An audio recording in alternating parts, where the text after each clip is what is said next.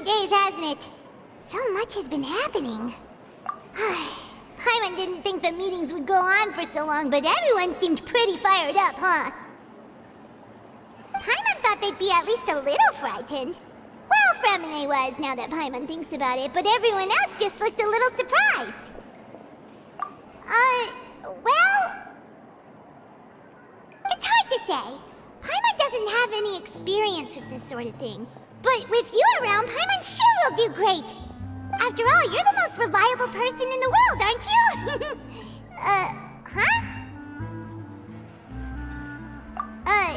Did you just pour some tea? Paimon didn't notice you doing that at all. Then what's that? Paimon's never seen that cup before. Don't be frightened. I'm just joining you two for tea. I merely refrained from saying anything till now. Who's that voice?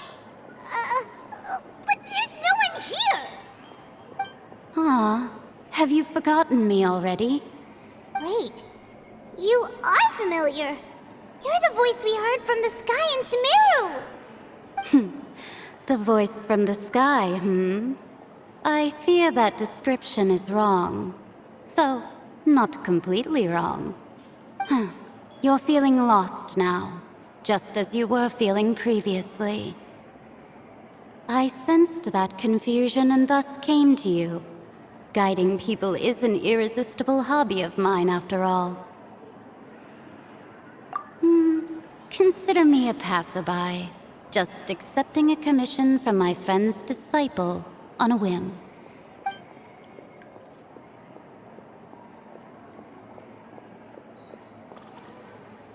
The prophecy. Yes, what has been prophesied will be fulfilled. You may view such things as the history of the future. What? Then is there any way we can stop it? I believe you have witnessed a failed attempt with your own eyes. Can everything in Teyvat so easily be changed?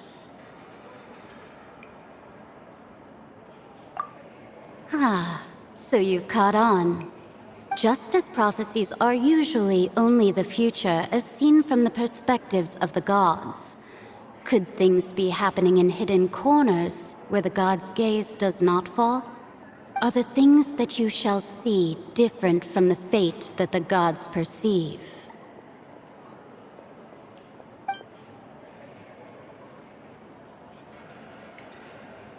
What is she talking about?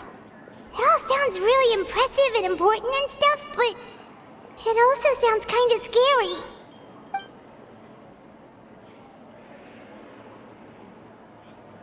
I believe that you understand, right? Some things are insignificant, but others you must reach out to change. Ultimately, fate shall serve as your only guide, no matter what will happen in Teyvat's future. All you need to do is to play your part. This was good tea, by the way. Thank you for your hospitality. Well, that'll be all for today. The voice. It's gone.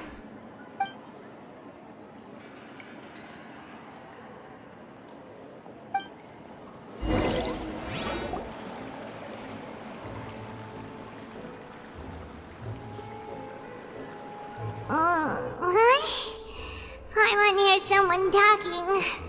All right, coming. Hey, it's you who's getting lazy, okay? Well, I see I've walked in on some lively banter. Luna! Fine, just fine. I went to take part in that Steambird panel. It turned out to be more interesting than I expected. Not all Fontainians are pessimistic about this. One journalist mentioned that sitting around and waiting for the end to come would be wrong, and that they should make their own rescue preparations. I agreed, so we had a brief chat with her. Did she have pink hair by any chance?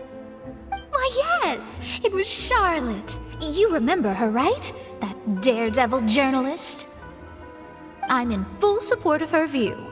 Prophecies are very important, but how can people allow their lives to be commandeered by just a few words? That's right! Paimon's glad to hear something sensible for once. Ah, yes. About what we had discussed before. I did try, but I'm afraid I couldn't reach the old hag. I'll try again tonight, but I wouldn't get your hopes up. Huh?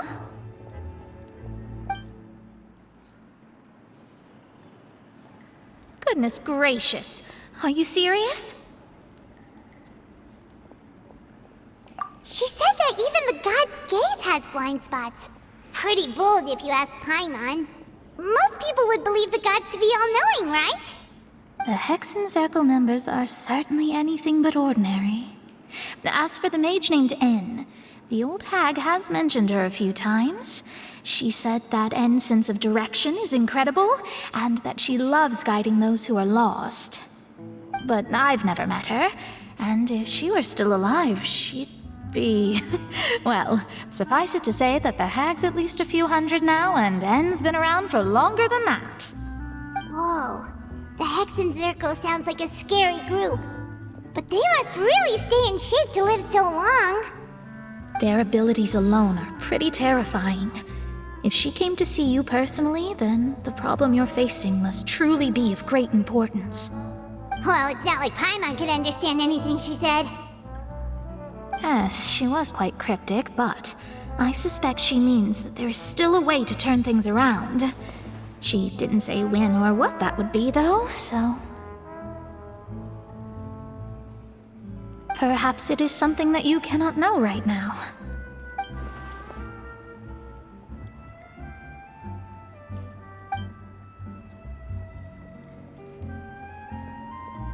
Traveler, Paimon, are you two all right?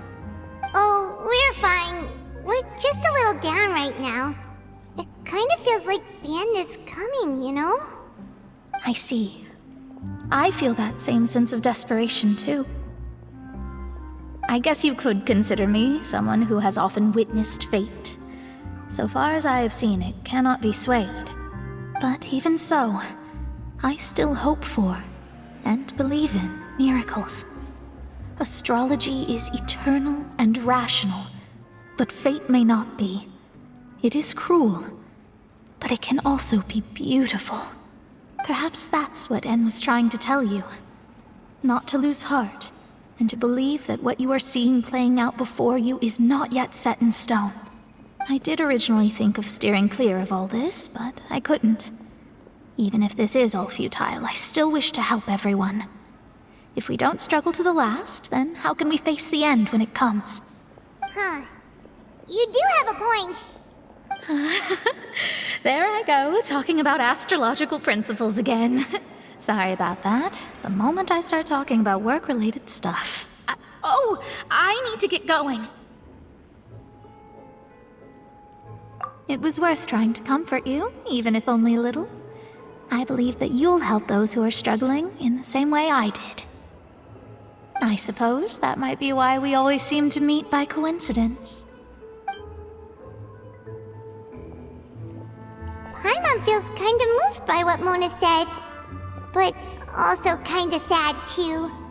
Hey, Traveler, Paimon suddenly feels like going outside for a walk. Let's go. Let's walk around the city, shall we? There's a few spots we always like to walk by.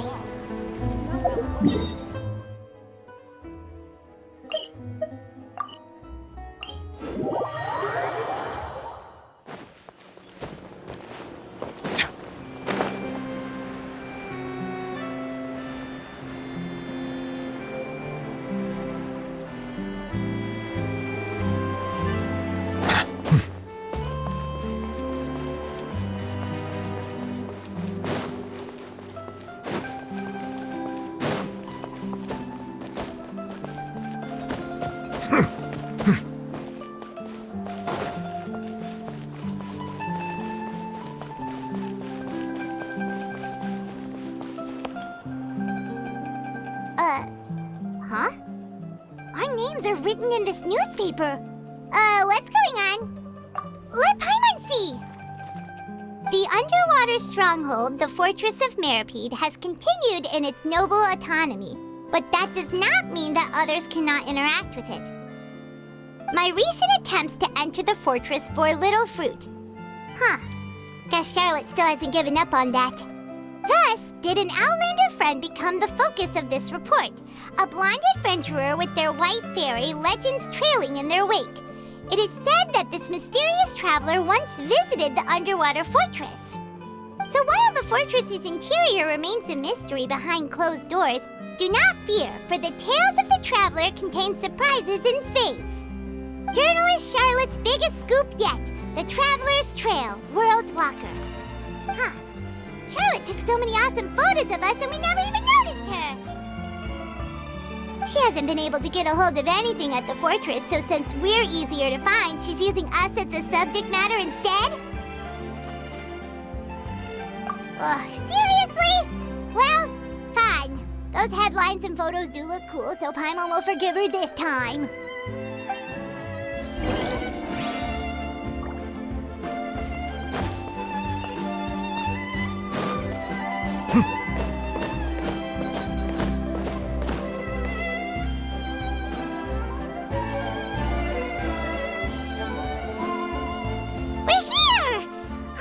Paimon's hungry. Should we go in and get something to eat?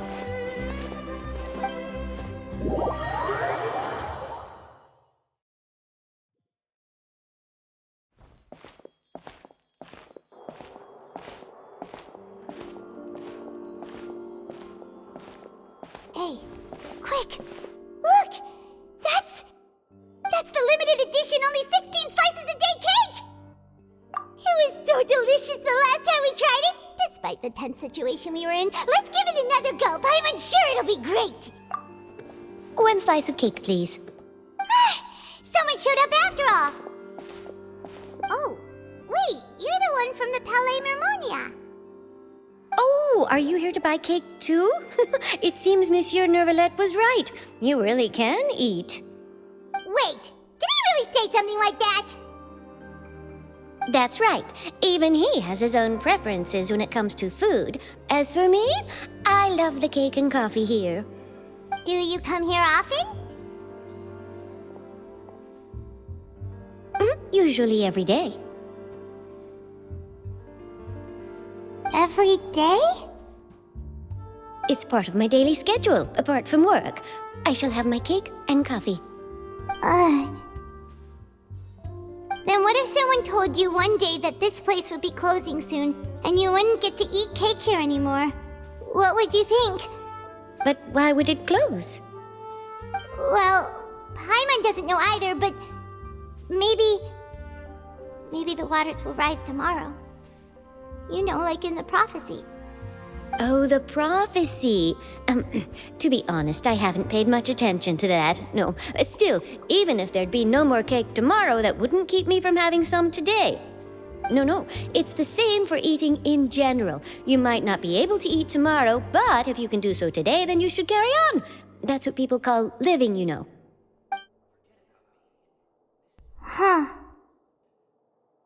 Don't be sad. Excuse me, could I have 2 more slices of cake to go? These 2 slices are for you. Sijuin said that this kind of expression you're making is what humans call being sad. Oh, you know Sijuin? I sure do. She was born before me, and she sometimes comes to the surface to teach us things about humans. She said that humans are creatures that are saddened easily, yes, and you can only lift their spirits by feeding them delicious food. So please try the cakes here. I've got something else to do, so I'll be going now. You two try to stay in a good mood after eating, all right? Bye.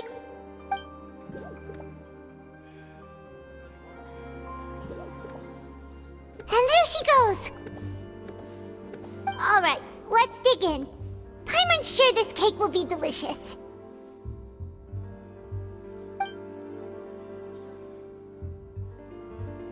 It's more delicious than last time, and the flavor gets even better with a sip of tea.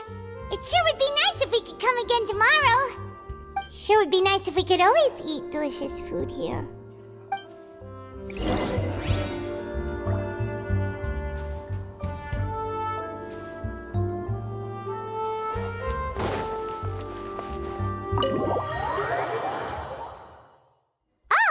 we're near the Steambird office. Let's go look for Charlotte and have a chat.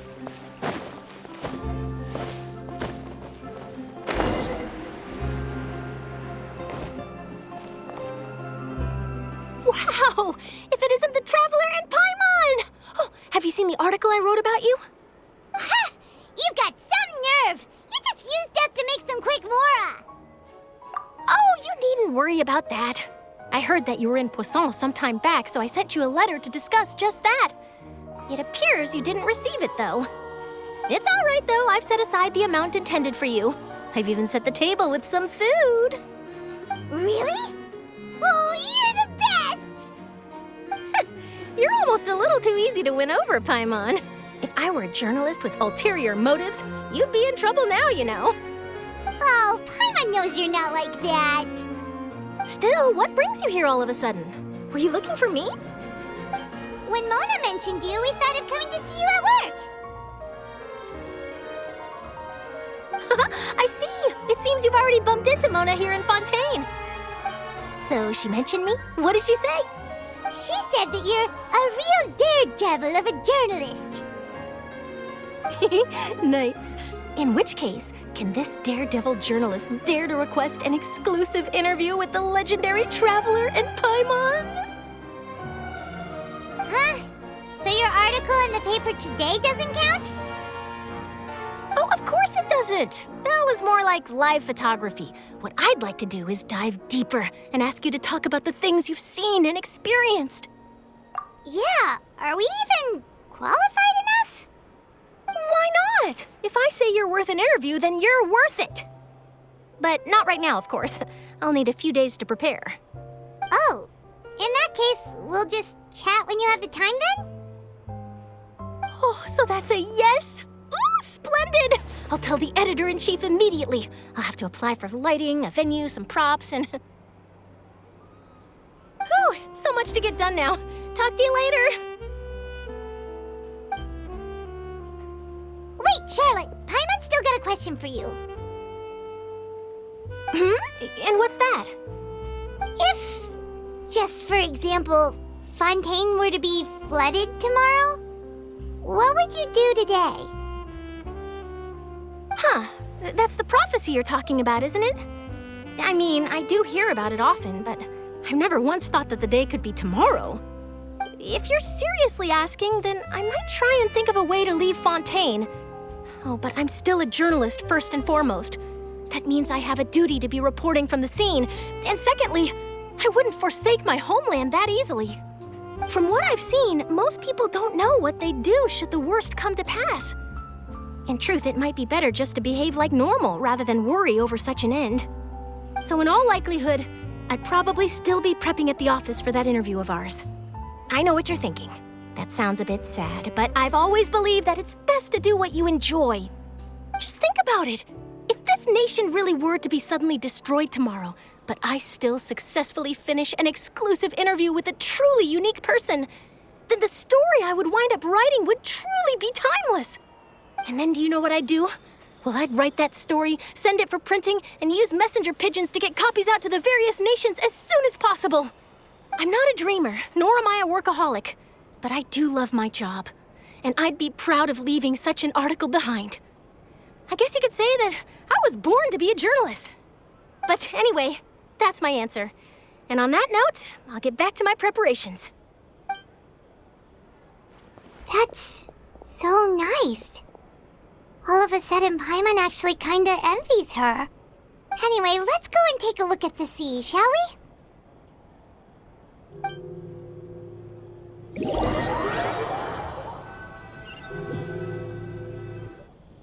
The sea breeze and scenery can be a pretty soothing combo, huh? Paimon's been thinking. If it wasn't Fontaine, but all of Tevat that would be destroyed tomorrow, where would we go and what would we do? No, Paimon should ask, if you could choose, what would you like to do?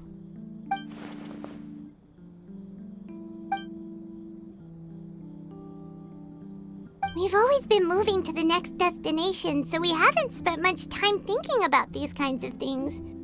We didn't have to either, with us always being on the road and whatnot. You mean, still traveling? Huh. Wait, isn't that what we've always been doing?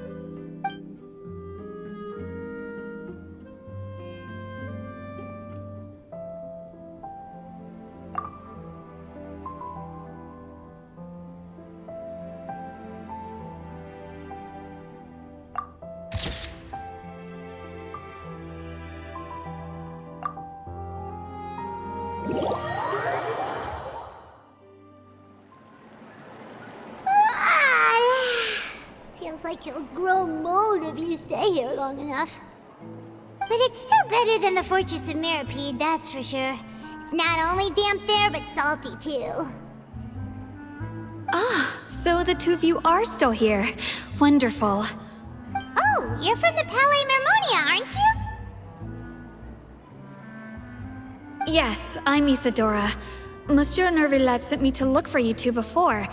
I heard that afterward you went to the Fortress of Meropide. Not at all. I'm well aware that you're friends of his. Actually, I'm here to pass along a message from him. Yes, inside the Opera House. The Maréchaussée Phantom has declared the incident a small-scale riot. A riot? Well, that said, I don't personally think it was that serious. Lady Farina was watching a performance at the Opera House, and while she was resting during an intermission, some other audience members suddenly started harassing her, loudly accusing her of doing nothing about the prophecy crisis. And before she could respond, others started to join in. The crowd continued to grow, and protests against the Hydro Archon started to break out. So people have started to put the blame on Farina. Guess they finally found an outlet for the pressure they've been under due to the prophecy. I agree. People will naturally rely on gods, as is customary. But the moment people feel threatened, gods are also the first to be blamed. So what happened after that? Is Farina okay? Seeing that the situation was spiraling out of control and that further argument was pointless, she claimed that she'd gotten tired of this and left in a hurry. The Maréchaussée Phantom had their hands full maintaining order and did not catch where Lady Farina had gone. Only when things had stabilized did we realize that she had gone missing. So, you mean she's still missing? That's right. The Maréchaussée has dispatched many people to search for her, but we don't have any leads yet. That said, I don't think there's much to worry about. She is a god after all. Even if she were to fall into the hands of rioters, what could ordinary people do to her? Good. Monsieur Nervillet sent me to tell you about the situation, but he didn't say anything else. Don't worry, this is more than enough to go on. Thanks for keeping us informed. Is that so? Well, all right then. In that case, you two take care. I'll be heading back to the Palais now.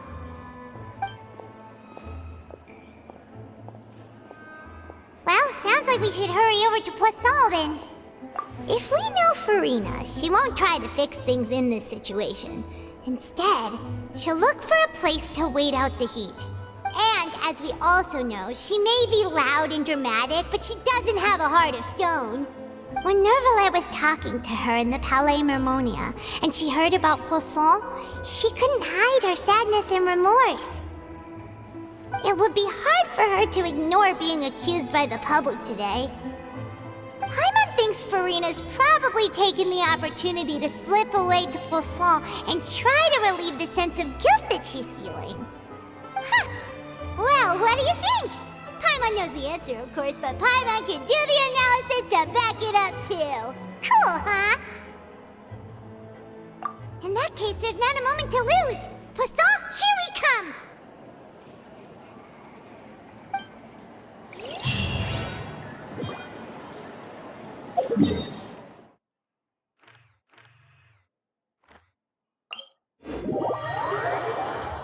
This place looks deserted. Guess all the survivors must have evacuated already. All that's left here are signs of devastation. Could Farina really be here? Let's try to find her as soon as possible.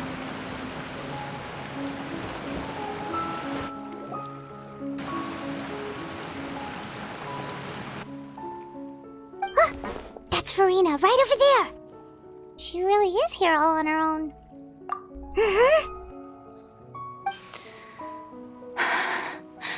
Should I just give up?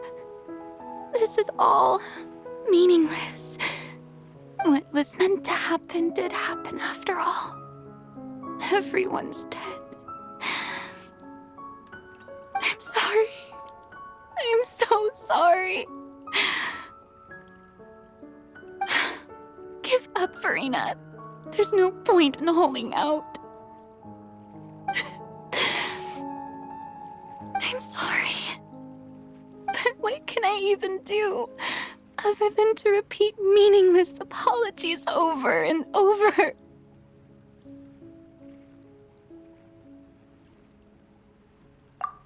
Who's that? Don't worry, Farina, it's just us.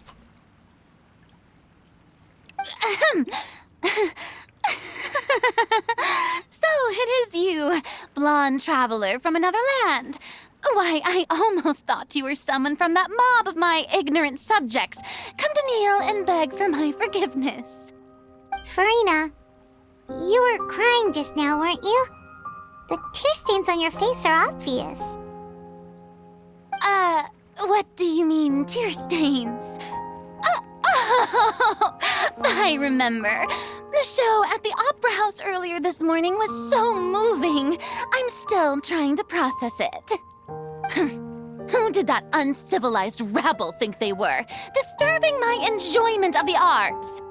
They even dare to tout their Archon. I must teach them a lesson. I can just imagine their twisted and frustrated faces once they realize that I'm nowhere to be found. Oh, and I'm sure Nouvellette and those people from the Marche Chaussee Phantom are freaking out right next to them, too.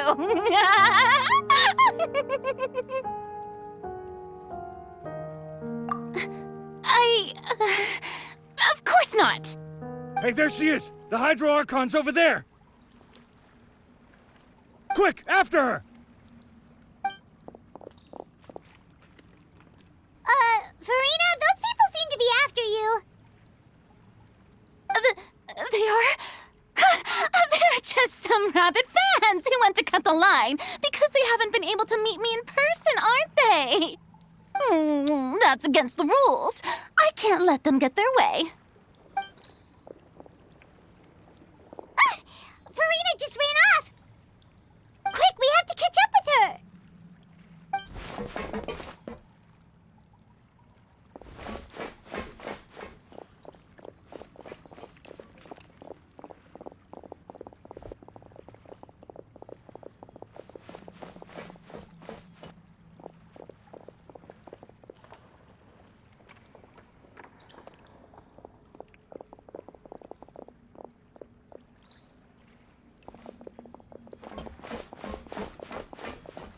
This should be the place, right? Hey, Farina! There's a good hiding spot over here. Quick, come to Paimon before the rest of them catch up to you. What is this place? Hurry, they're almost here. Fine. I suppose haste is warranted. Lead the way.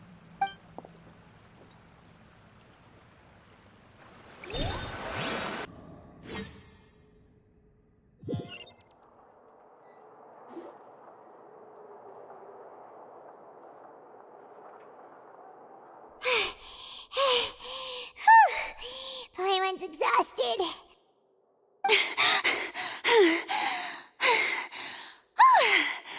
I'm so tired. I totally thought they had caught me. No, I mean, I merely gave in to the sheer enthusiasm they displayed.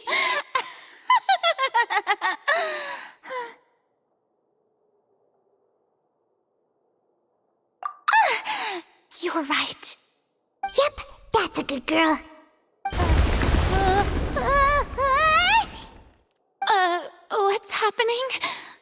ground's shaking.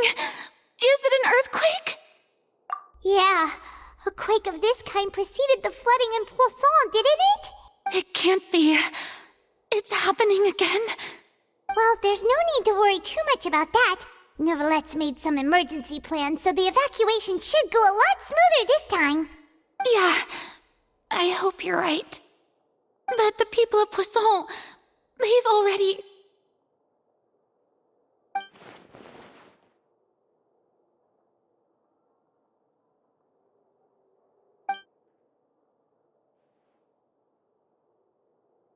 It's true.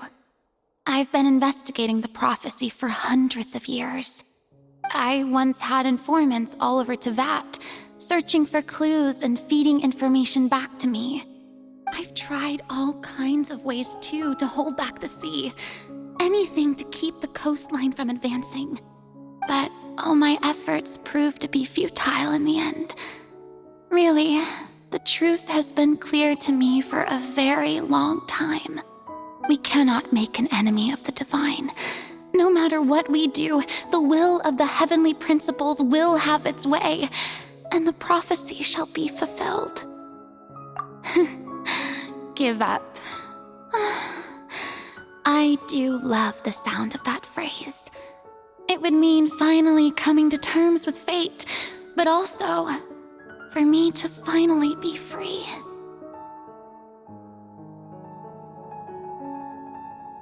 Indeed, I've thought about giving up so many times, especially after we almost lost Poisson. Fate is really unreasonable, isn't it? It has no heart and obeys no rules. The prophecy has only just started to come true, and so many people have already lost their lives. But just now, it all became clear to me. I still don't have the right to come to terms with fate on behalf of everyone else. As long as the final moment hasn't come, it's still not too late. Don't worry. I will keep hope alive for everyone until the very end. Well, that's enough for now. I got the impulse to play the stricken maiden, but honestly, considering my rank and station, that wasn't a good fit at all. Don't take any of what I just said seriously. How could I possibly let Fontaine fall to the whims of trivial prophecy? Come on! Paimon could have sworn you were actually being honest just now.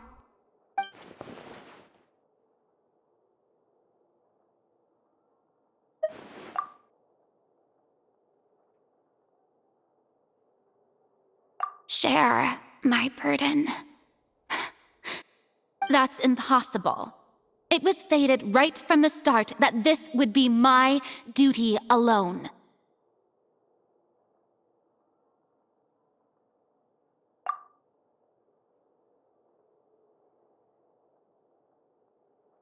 A witness. Yes, I've heard that you came to Tevat from beyond the stars, yes. In other words, you never belonged here. And if Tevat is, in its entirety, a show on a stage, then you're just a spectator, aren't you? If that's the case...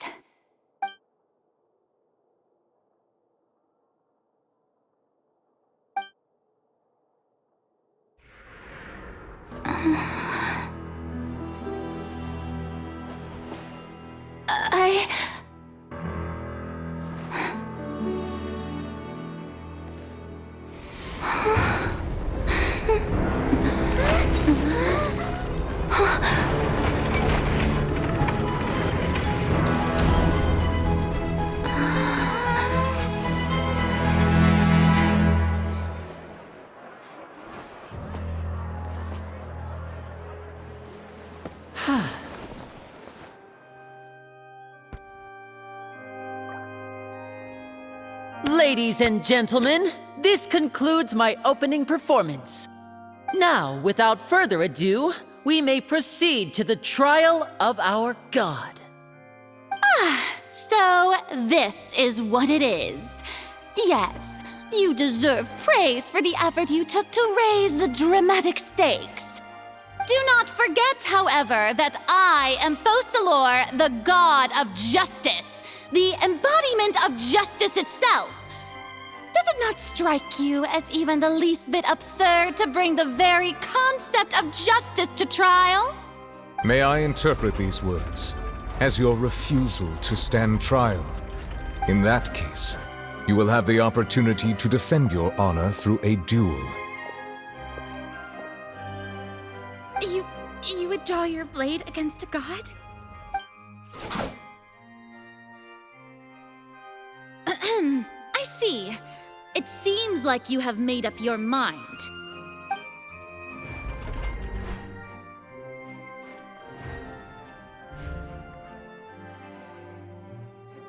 Paimon can't believe it. She just surrendered. What the heck is going on? Did I just see an Archon surrender to a human? Wow, how utterly humiliating. Lady Farina, what is the meaning of this? Shh! It would seem that there has been a misunderstanding. To be clear, the raising of both hands is not always an indication of surrender. Looking for excuses again, huh? I raised my hands just now to indicate my acceptance of the trial. No duel shall be necessary. I will admit that I've been running away for a long time. I'm sorry, everyone. I was unable to protect the people of Poisson. It is my duty to stand trial for my crimes. You are not the only ones to be disappointed in me. I, too, am exceedingly disappointed in myself. But now, it is time for the Hydro Archon to show you her courage and resolve. I, Farina, will use this trial to show the world the true meaning of justice! This time, I will protect you. Applaud and rejoice! One of the most outrageous and fantastical arcs known to the opera epiclese is now unfolding before your eyes. Mark my words, this shall be one of the most exhilarating and brilliant shows ever to grace the stage of Fontaine! The trial of the Hydro Archon, Focalor, will now begin! Woohoo! Oh, now we're making history! Why does it feel like Farina just took over the whole thing? Like, come on! Didn't she just get forced to stand trial for her crimes? Also, even though she's still acting super dramatic, she is taking this seriously this time, right? All right, then. Who will be my opponent in this trial? The court asks the prosecutor to please take the stand. Is that so? Very well. Then please speak, witness of Tivat, my accuser and fated opponent.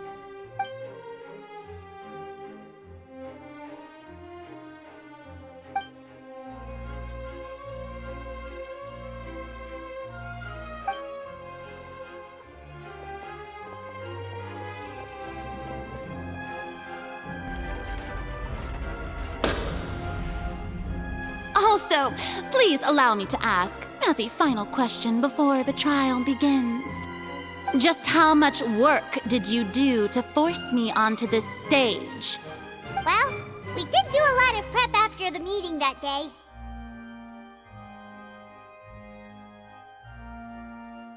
I can go over the tasks assigned to the Spina di Rosula, since they were rather straightforward and easy. Navia, the president of the Spina di Rosula. Most of the people who participated in the disturbance this morning were my subordinates. They changed into plain clothes and came to the Opera House as regular audience members, waiting for the perfect opportunity to incite insurrection against you. The people's resentment against their Archon has been building as more and more of the prophecy is fulfilled. A spark was all we needed to turn smoldering anger into a flame. Moreover, according to our understanding and analysis of you, when something like that occurred, you would likely flee the scene and head to Poisson by yourself. So, we arranged for a second group to lie in wait there. So, you mean the ones who scoured the settlement for me were also from the Spina? And their goal was to force you to step into the giant magic box so you may personally participate in the greatest magic performance in all of Fontainian history. That's right. That house was a magic box, rather than someone's residence. As the super ultimate version of the setup that I used when I first performed at the Opera Epiclese, the volume of the box was increased by a whole order of magnitude, and the distance it traversed was the entire gap between Poisson and Areneas. Its cargo, of course, was an Archon instead of a human. My thanks, Farina. Without your help, we could never have pulled off such an extraordinary performance. You're welcome? Of course, this performance was only made possible with Father's support. The House of the Hearth spent a massive amount of labor in Mora to pull this off. We had to select a location, construct the giant magic box, dig a tunnel, and open up a path through the water. It was a lot of work for all of us. So, in other words, the earthquake that we felt within the giant magic box was just a normal tremor from the transportation of the whole house? That's right. It wasn't a sign of another disaster to come.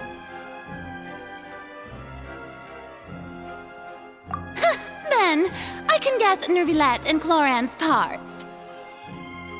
You gathered a crowd, prepared a stage, and made sure that the champion duelist would be immediately ready for a fight. Also that as soon as I appeared on the stage, the trial may commence without a hitch. Am I right? Yes, that is correct. Well, Clorand, I must commend you for your courage. Only the most outstanding champion duelist in all of Fontaine would accept a duel with an Archon without flinching.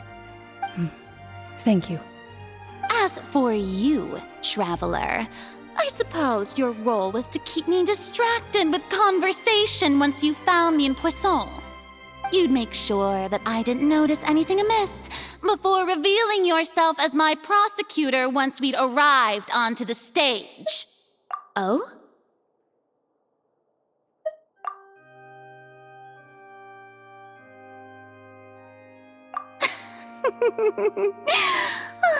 Is that so?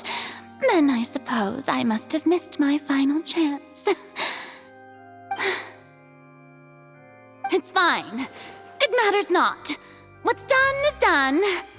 The stage is already set, so there's no reason to disappoint the audience. Let's see this trial through to the very end.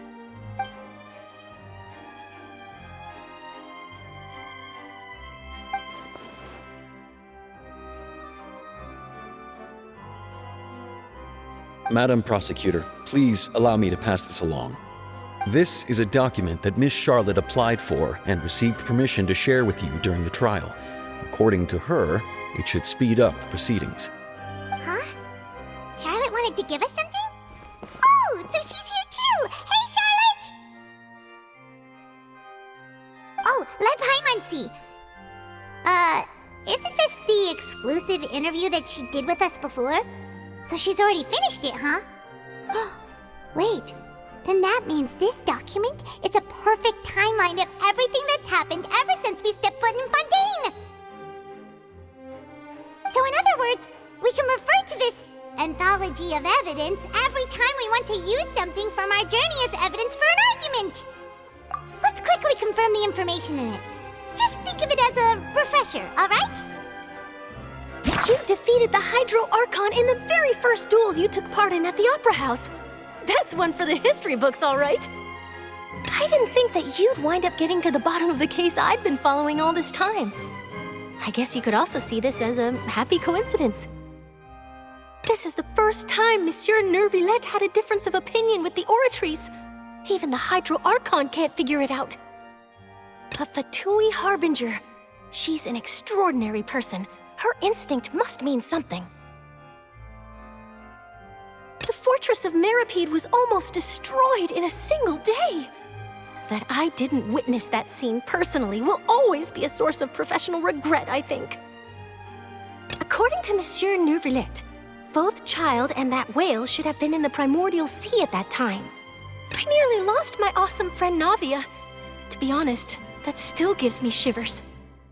The words of someone as extraordinary as a witch can probably only be truly understood when something surreal happens to you.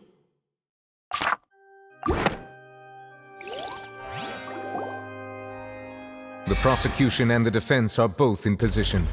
The trial shall now begin. Oh, come on, Nervillette. There's no need to repeat all the unimportant legalese. Just fast forward to the part where the prosecution lays out my offenses.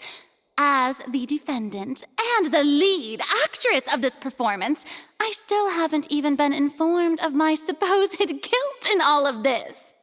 Of course, it is only natural for humans to struggle to understand the actions of a god. However, you will need more than that to convict me of a crime.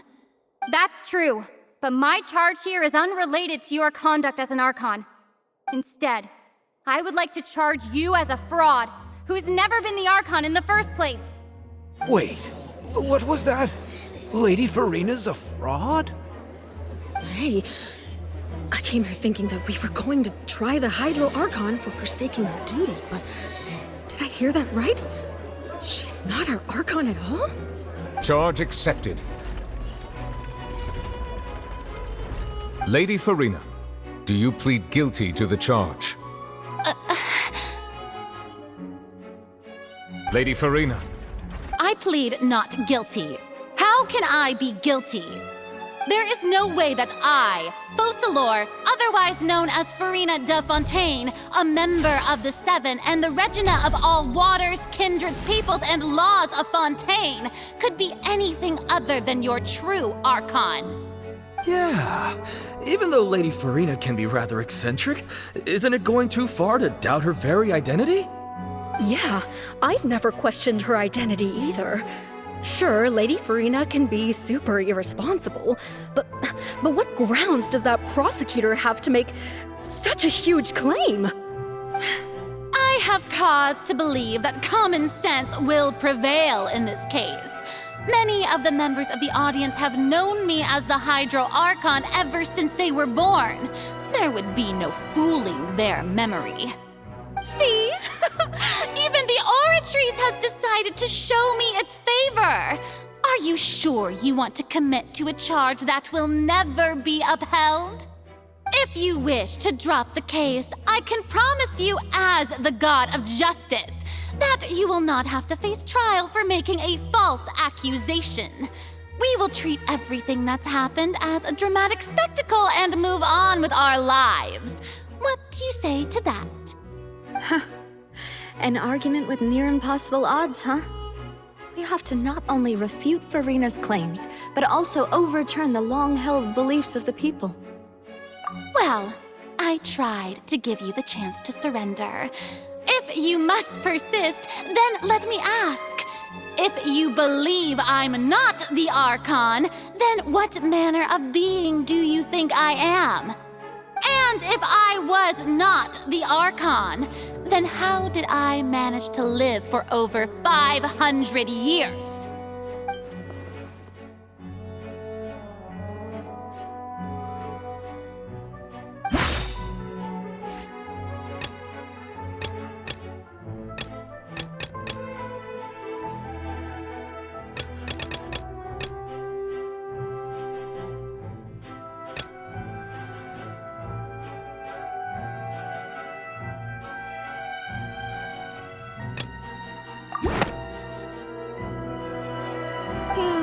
That doesn't sound right. Paimon doesn't think this... First of all, you may be a member of another long-lived race, which would allow you to naturally possess an extended lifespan. And second of all, even if that wasn't the case, there could be other ways to extend your life. Who gave you that idea? Was it the knave? You'd sink so low as to use a harbinger's words against me. A curse? I once thought it possible that the aura of an Archon might naturally resemble a type of curse. But in light of this claim, perhaps what I sensed was not your divinity, but a curse after all. You sensed it too, huh, Neverlet? Lady Farina is actually a human? Well, it is true that it's extremely difficult to tell humans and gods apart just by looking at them. It's not impossible.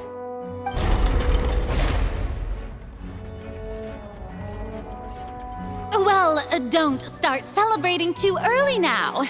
Even if I have been carrying a curse like you said, how does that prove that I am merely a human being? Besides, everyone knows that the main difference between a human and a god is the possession of authority. Gods can do what humans cannot. That's why they're worshipped as gods. For centuries, manifestations of my authority have served the nation of Fontaine. One need only to turn their eyes towards the Oratrice Mécanique d'Analyse Cardinal in this very opera house, or consider the indemnitium that is used in every aspect of life.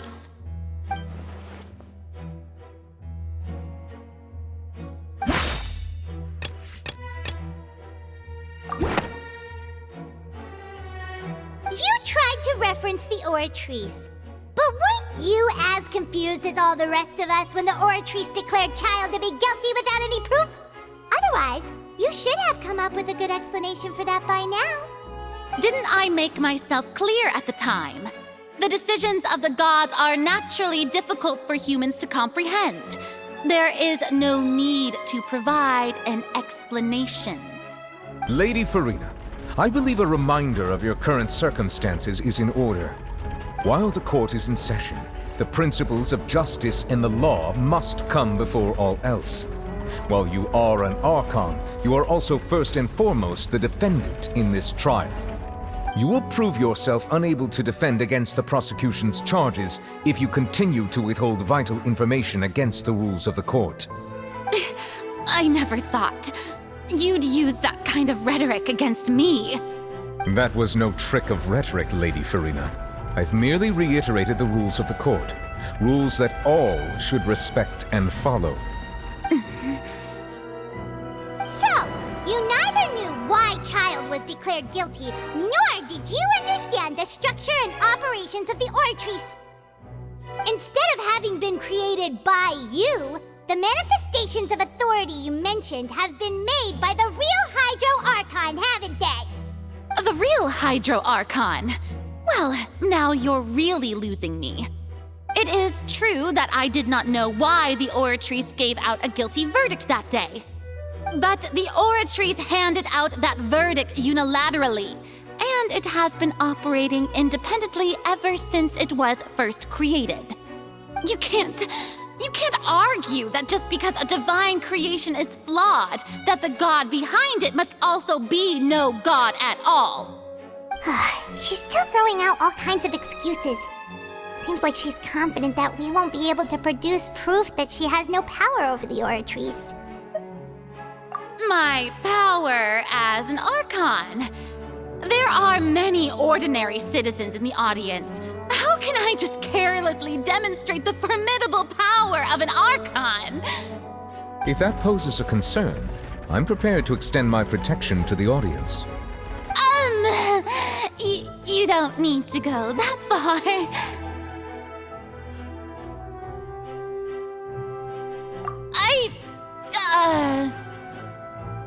Aren't you the Hydro Archon?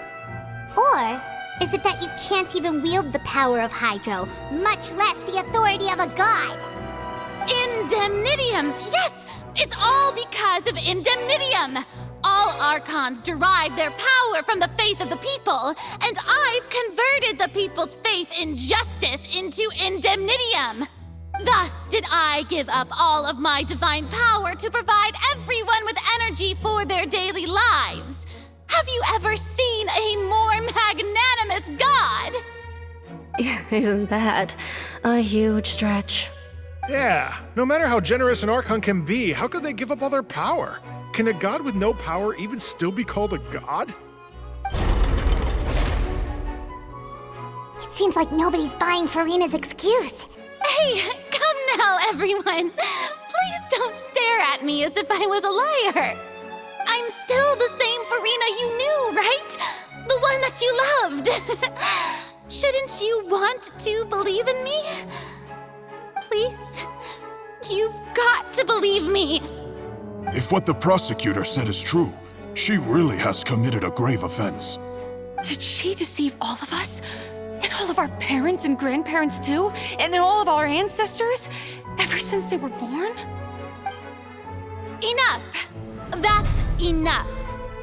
Tell me then, if I'm not the real Hydro Archon, then who is? If you have no evidence of another Hydro Archon's existence, nor can you find anyone who can back up their claim to be such, then what grounds have you to say that I'm not actually the real deal? Wow, she came up with yet another argument. How can we refute her now? Seems like she really doesn't want to give up.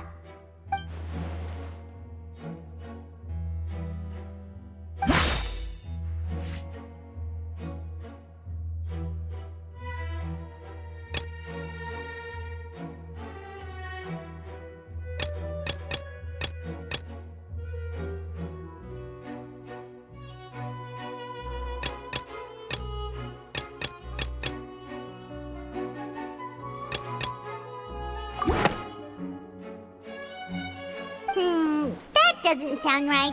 Paimon doesn't think this clue can be used as compelling evidence to build our case.